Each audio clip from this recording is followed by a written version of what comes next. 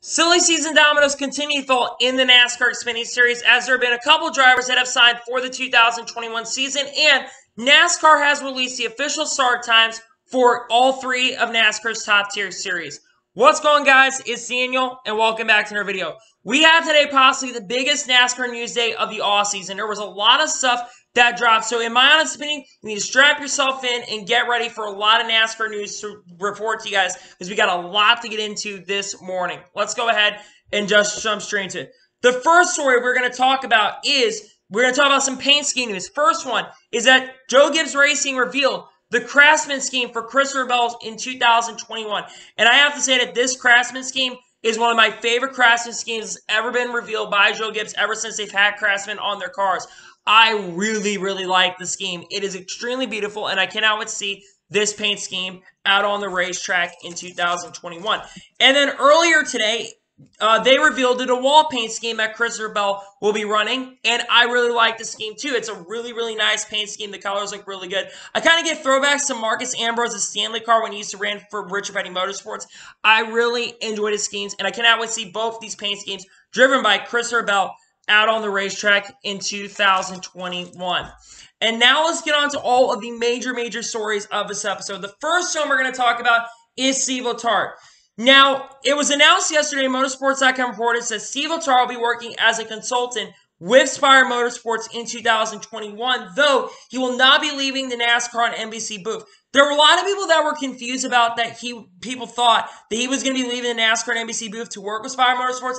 That's not the case, because Steve Letarte has worked with Spire Motorsports ever since he jumped off of the pit box when he went up to the NASCAR and NBC booth in 2015. He's worked with them for quite some time as a consultant, but he's officially a consultant with this team in 2021. And a big reason in this case is, remember, they are going to be getting Hendrick engines and Hendrick ECR engines, and they're working together. And Steve Letarte used to work at Hendrick Motorsports, so that's the reason he'll be working over as a consultant with them in 2021. I'm really excited about this. Steve Letarte was one of the best crew chiefs that came over to Hendrick Motorsports. He worked with Jeff Gordon and brought Jeff Gordon back up in late 2005 and helped Jeff Gordon kind of be a championship contender later in his career back, in 2007, when he went on to win like 5 or 6 races in 2007. And then in 2011, 2014, he had some great years. They're going to have someone they can work with. And Spire Motorsports is no joke. They're really trying to prepare for the future. And I cannot wait to see what Spire Motorsports is going to do, and when they have Steve Letarte in 2021. And now let's get on to the first of today's stories, as Spire Motorsports has revealed their 2 crew chiefs that they will have for 2021. Ryan Sparks, who's the crew chief for Corey LaJoie over at the 32 team at Go Fast Racing, will be moving with Corey LaJoie over to the new Spire Organization's number 7 car, the car that Corey LaJoie will drive in 2021, and Gavin Bellacourt will crew chief for the number 77 car that is being rumored to have multiple drivers working with that in 2021. Ryan Sparks is no shell to NASCAR. He's been working in NASCAR for quite some time. Like I mentioned, he has worked with Go Fast Racing for quite some time, and I'm really glad to see that Ryan Sparks will be working once again with Corey LaJoie in 2021. Great acquisition for Corey LaJoie, and it's someone that Corey LaJoie's worked for the last couple of years, especially since 2019 when he went over to that organization, when he moved over to Go Fast Racing 2019. Ryan Sparks has been working with him for the last couple of years. As for Gavin Bellacourt was the crew chief for Derek Cross in the NASCAR Truck Series last year when he drove for Bill McAnally Racing and almost got Derek Cross to the NASCAR Truck Series Plus, only missed it by like 10 points. So he's really competitive in the first year. I think that both these crew chiefs will bring a lot to the table for Spire Motorsports, and it will continue to help Spire Motorsports become a legitimate organization going into the future. On to the next story. Mike Bumgarner is going to be the new crew chief for Michael Annett in 2021. He will replace Travis Mack in the 2021 season. I don't really know much about Mike Bumgarner. I've heard of him, that name, before. I'm wondering how he is going to do with Michael Annett. I don't know if this is like an upgrade for Michael Annett or if this is really a downgrade for Michael Annett. I really don't know. But honestly, I hope he does as good as what Travis Mack did with Michael Annett. I know that Michael Annett really did not improve in 2020. His numbers didn't improve in 2019, but when Travis Mack came over and worked with Michael Annett, his stats got a lot better, especially in the first year that he worked with Michael Annett. So I'm really hoping that Mike Bumgarner can bring a lot to the table with this organization, and hopefully he can really help Michael Annett kind of get better, because in the second year he kind of stagnated. He didn't do worse than he did, but he really didn't do better. So I'm really hoping when Mike Bumgarner goes over to this organization next year, he can bring a lot to the table and can help Michael Nett maybe contend for a championship in the NASCAR Xfinity Series. The Xfinity Series field is very, very competitive, and we're going to talk about that now. Let's talk about the first of two silly season signings that happened earlier today. The first one, My Sider. My Sider is going to be driving full-time for RCR's number 2 car in 2021, with Andy Street being the crew chief, and Tax Slayer is going to be one of the sponsors that My Sider will have in 2021. I would not be shocked as well if Louisiana-Haas would end up being one of the sponsors as well, which I think is one of the big reasons why My Sider got signed full-time with the team, because Louisiana-Haas has been with My Sider since his KBM days, and he also had it when he went over to Thorsport and ran some races for them in the last couple of years. I think My Sider is honestly a really, really capable driver. He had a pretty decent year. You know, he had some strong runs when he drove for the RSS cars. Remember, those cars are generally not that great. But when he ran for RCR, along with Anthony Alfredo, My Sider did put up some really strong performances with this organization. He had times where he could contend for wins, though, in the NASCAR Xfinity Series. And RCR, honestly, is a really, really solid team. And Andy Street is someone who has worked with My Sider for the last couple of years, you know, in the NASCAR Xfinity Series. And I think that My Sider will do very well in the NASCAR Xfinity Series next year.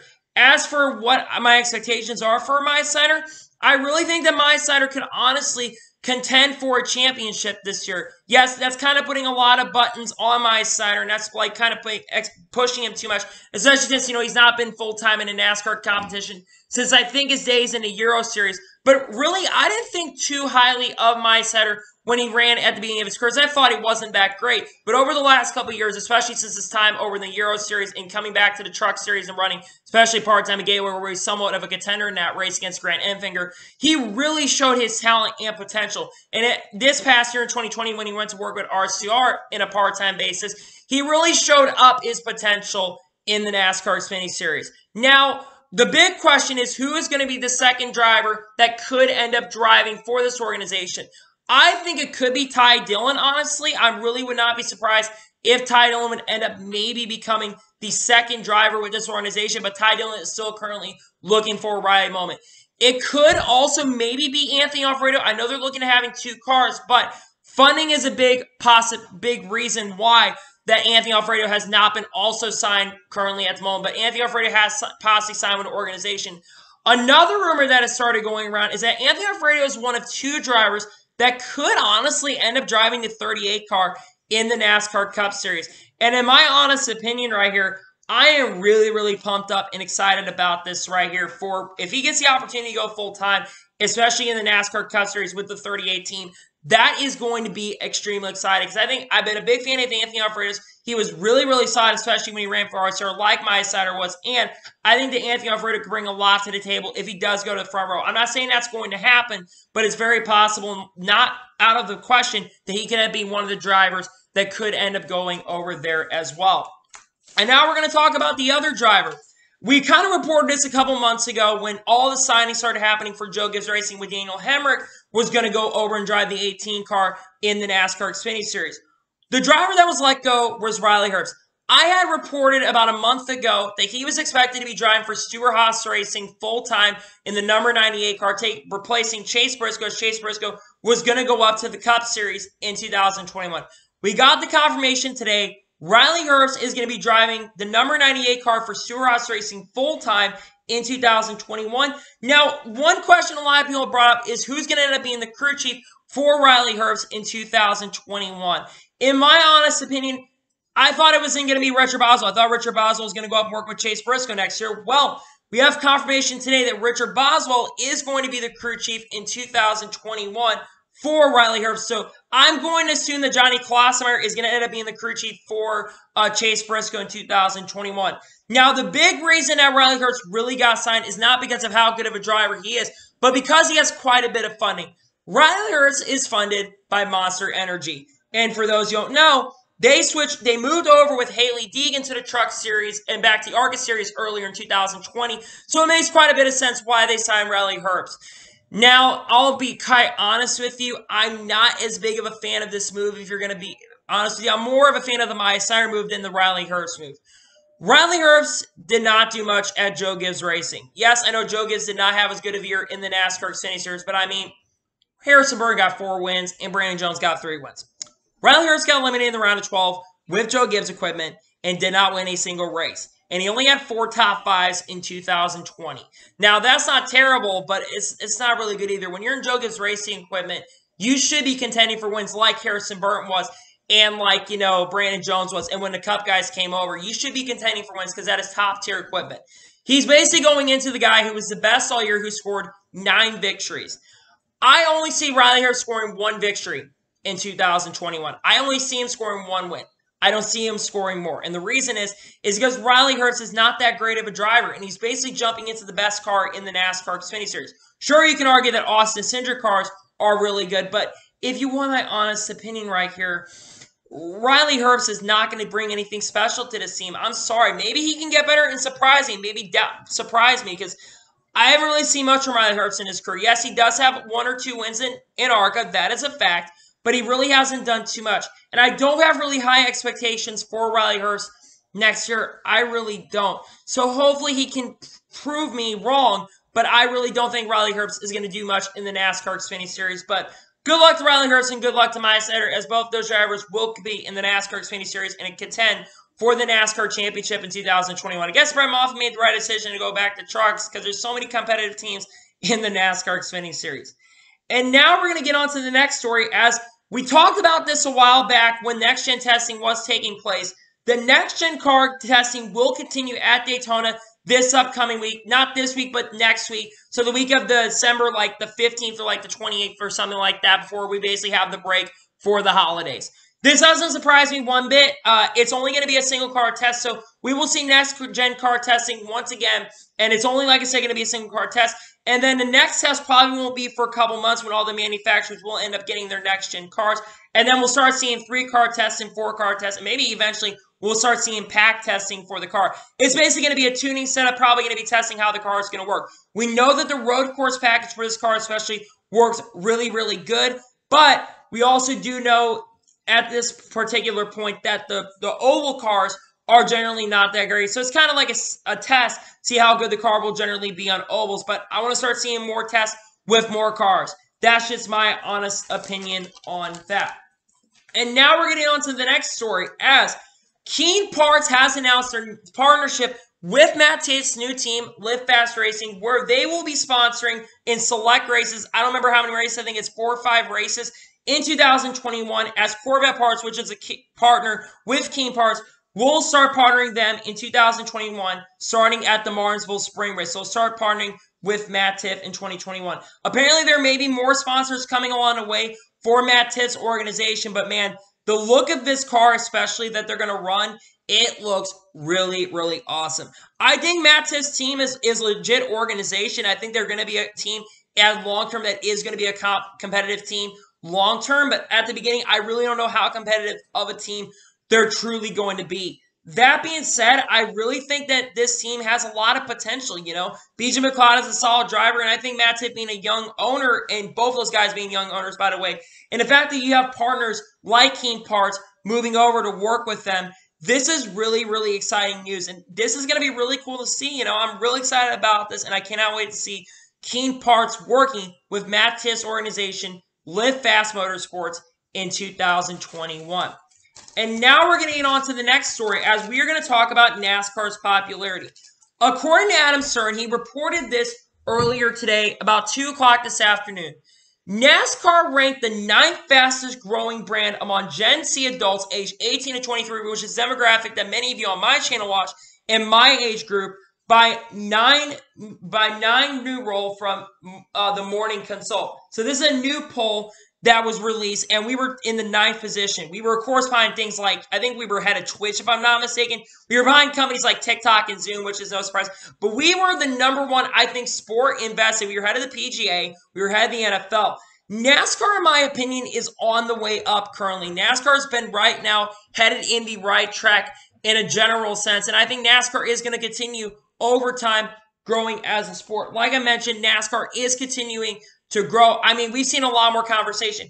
I do think a lot of it has to do with the fact that with the Bubba Wallace situation kind of helped NASCAR grow. I know all those Bubba Wallace haters are like, oh, I'm going to stop watching NASCAR now. I'm going to stop watching the sport. But in my honest opinion, we've seen NASCAR grow in a lot of major areas and a lot of major numbers. I mean, we are honestly one of the only sports that's really kind of been helped with the pandemic. We've not really dropped in ratings. I mean, look at sports like the NBA and NFL. They've dropped 30% in ratings and 40% in ratings, and the NHL Finals dropped almost 2/3 of the ratings from 2019 to 2020. NASCAR, while they didn't go really up this year, they only dropped like 1% and 2% overall for him this year. And especially with the pandemic, that really isn't that bad. I mean, it's great to see these numbers and great to see that this is coming out for 2021. And hopefully in the future, NASCAR continue to get back into mainstream. I think NASCAR could one day get back to where we were in the 2000s, but we're going to need everyone to kind of be on board and hope we can help NASCAR continue to grow as a sport going into the future in 2021 and beyond over the next years. But the next gen car, like I mentioned in the past, has to be successful, because if the racing isn't good, it's all going to be for nothing. That's all I'm saying right there. And now we're getting on to the final major story of this episode. As I mentioned at the beginning of this episode, NASCAR revealed all the start times for the Cup Series, the Xfinity Series, and the Truck Series. We're going to go through all of the series. We'll start off with the Cup Series and go through the Xfinity Series, and then we'll go through the Truck Series. Pay attention. There's a lot of information to go for. So let's start off with the Clash. The Clash will take place at 7 p.m. Eastern on Fox Sports 1 on February 9th, followed by the Duels that will take place at 7 p.m. Eastern on Fox Sports 1 on February 11th. They did not talk about the Daytona 500 qualifying, by the way, but they talked about the Duels in the Clash. Then the Daytona 500 will take place at 2:30 p.m. Eastern on Fox on February 14th, followed by the Daytona Road Course on Fox at 3 p.m. Eastern on February 21st. Followed by that, we will be headed to Homestead at 3:30 p.m. Eastern on Fox on February 20th. And after that, Las Vegas will start at 3:30 p.m. Eastern on Fox on March 7th. Then after that will be Phoenix at 3:30 p.m. Eastern on Fox on March 14th. And then Atlanta will take place at 3 p.m. Eastern on Fox on March 21st. Followed by that, on Bristol, Dirt Race will take place at 3:30 p.m. Eastern on Fox on March 28th. And then we'll head to Martinsville at 7:30 p.m. Eastern on Fox Sports 1 on Saturday, April 10th. Followed by that, we head to Richmond at 3 p.m. Eastern on Fox on April 18th. And then we'll be at Talladega International at 2 p.m. Eastern on Fox on April 25th. Then after that, we'll be at Kansas for 3 p.m. Eastern on Fox Sports 1 on May 2nd. And then after that, we'll be Darlington at 3:30 p.m. Eastern on Fox on May 9th. After that, we'll head to Dover International Speedway at 2 p.m. Eastern on Fox Sports 1 on May 16th. And then we'll head to Circuit of the Americas at 2:30 p.m. Eastern Fox Sports 1 on May 23rd. Right after that will be the Coca-Cola 600 at Charlotte Motor Speedway at 6 p.m. Eastern on Fox on May 30th. And then Sonoma will be at 4 p.m. Eastern on FS1 on June 6th. And then the week later, the All-Star Open will take place at 6 p.m. Eastern on Fox Sports 1 on June 13th. And then the All-Star Race will take place 2 hours later at 8 p.m. Eastern on Fox Sports 1, again on June 13th. After that, Nashville will take place at 3:30 p.m. Eastern on NBCSN on June 20th. That will be when NBC will take over their coverage for the second half of the year. And then the Pocono doubleheader, the first race, which will take place at 3 p.m. Eastern on NBCSN on June 26th. And then the second Pocono race will take place at 3:30 p.m. Eastern on NBCSN on June 27th. And then a week later, in the 4th of July weekend, we'll be headed to Road America at 2:30 p.m. Eastern on NBC. And then a week later, Atlanta will take place at 3:30 p.m. Eastern on NBCSN on July 11th.